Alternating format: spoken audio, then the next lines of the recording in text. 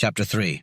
In the realm of space travel, the majority of crew members endured grueling, unsightly existences that were often cut short. While passengers and officers aboard larger vessels were granted the luxury of simulated gravity within rotating compartments, crew members were left to float about freely. Those who were fortunate enough to survive accidents and bouts of space sickness eventually bounced back, but those who didn't were met with indifference. Miley, however, had managed to secure a work-stamped ticket for the Navajo, and his true identity went unquestioned. The agony of acceleration on the shuttle up to the orbital station was excruciating for him, and he felt sick when the acceleration stopped. However, he managed to control himself enough to follow other crew members down a hall of the station toward the Navajo. The big ships never touched a planet, always docking at the stations. A checker met the crew and reached for their badges. He barely glanced at them, punched a mark for each on his check-off sheet, and handed them back. "Deckmen forward, tubemen to the rear," he ordered. "Navajo blasts in 15 minutes. Hey, you! Your tubes!" Miley grunted. He should have expected it. Tubemen had the lowest lot of all the crew.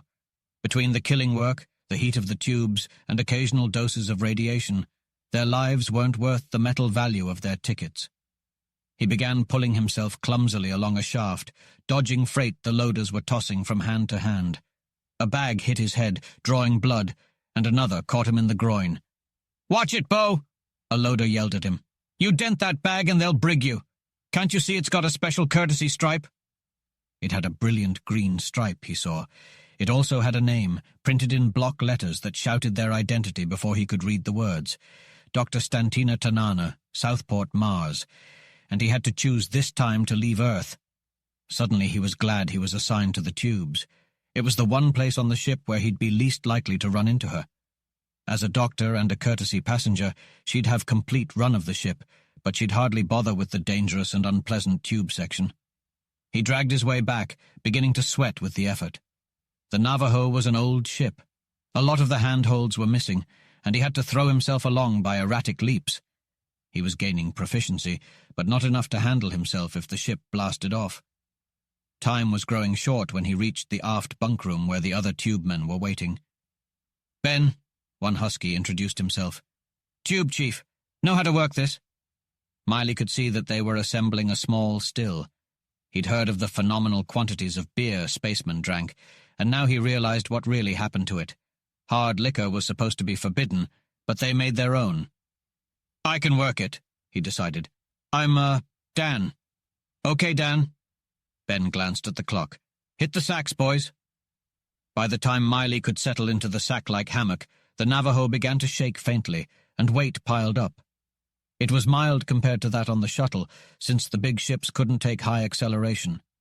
Space had been conquered for more than a century, but the ships were still flimsy tubs that took months to reach Mars, using immense amounts of fuel.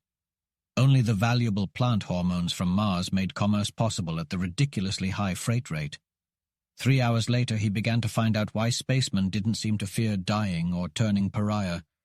The tube quarters had grown insufferably hot during the long blast, but the main tube room was blistering as Ben led the men into it. The captain distributed the spacesuits and gestured to Dan. "New to this, aren't you? All right, I'll take you with me. We'll head out into the tubes and remove the lining. I'll pry up the material, and you'll carry it back here and stack it." They sealed off the tube room, drained the air, and entered the hot, slightly radioactive tubes, only large enough for a person on their hands and knees. Beyond the tube opening was empty space, waiting for anyone who slipped. Ben started removing the eroded blocks with a special tool, while Miley carried them back and stacked them with the others. A plasma furnace melted them down into new blocks. The work became progressively harder as they moved further from the tube room. The tube opening loomed closer and closer with no handholds, only the friction of a person's body in the tube. Life settled into a monotonous routine of work, sleep, and the occasional relief from the crude white liquor. They were almost finished with the tube cleaning 6 weeks in when number 2 tube exploded. Bits of the remaining radioactive fuel must have slowly collected until they reached their breaking point. Miley and number 1 would have been thrown into space, but Ben reacted immediately. As the ship jolted, Miley collided with the captain's braced body. Their fate hung in the balance for a moment. Then it was over, and Ben pushed him back, grinning faintly. He gestured and touched helmets briefly. "There they go, Dan." The two men who had been working in number 2 were charred lumps, floating out into space. No further comment was made on it, except that they would have to work harder since they were short-staffed. During their rest period, Miley contracted a mild case of space stomach, meaning no more drinking for him and a day off work. Then the pace picked up. They cleared the tubes and began laying the new lining for the landing blasts. There was no time for reflection after that. Mars's orbital station was close by when they finished the work. Ben patted Miley on the back. "You're not bad for a newbie, Dan. We all get 6-day passes on Mars. Go to bed now so you won't waste time sleeping later. We'll hear when the ship docks." Miley didn't hear it, but the others did. He felt Ben shaking his shoulder, trying to pull him out of bed. "Get your stuff, Dan." Ben grabbed Miley's nearly empty bag and hurled it at him before he was fully awake. Miley missed the catch and tried again, with Ben's laughter ringing in his ears. The bag hit the wall and spilled its contents. Miley started gathering them up, but the captain was no longer laughing. A large hand suddenly snatched up the space ticket, and there was no friendliness on Ben's face anymore. "Art Billings' card," Ben told the other tube workers. "I went on 5 trips with Art. He was saving up to buy a farm on Mars. 5 trips and 1 more to go before he had enough. Now you show up with his ticket." The tube workers advanced towards Miley. There was no hesitation. To them, it seemed like a trial had already taken place and a verdict had been reached. "Hold on," Miley started to say, but before he could finish, a fist hit him square in the jaw. He stumbled back and a wrench flew past him, grazing his arm and tearing at his muscles. Another punch landed heavily on his face. Suddenly, Ben's voice cut through the chaos. "Stop it!" He pushed his way through the crowd, shoving men aside. "This is the captain's business. You want to lose your leave?" He motioned to 2 others. "You two, bring him with us and keep him quiet." The 2 men grabbed Miley's arms and dragged him along as the chief led the way through the tubes towards the ship's control section. Miley took a quick look at their faces and realized it was pointless to resist. They would have enjoyed any excuse to subdue him. They were stopped twice by minor officers, but eventually they found the captain near the exit lock, helping passengers disembark. Most of them went into the shuttle, but Stan Tanana stayed behind as the captain listened to Ben's report and inspected the fake ticket. Finally, the captain turned to Miley. "What's your name?" Stan's eyes bore into Miley's, cold and furious. "He was Dr. Samuel Miley, Captain Marker," she stated. Miley froze.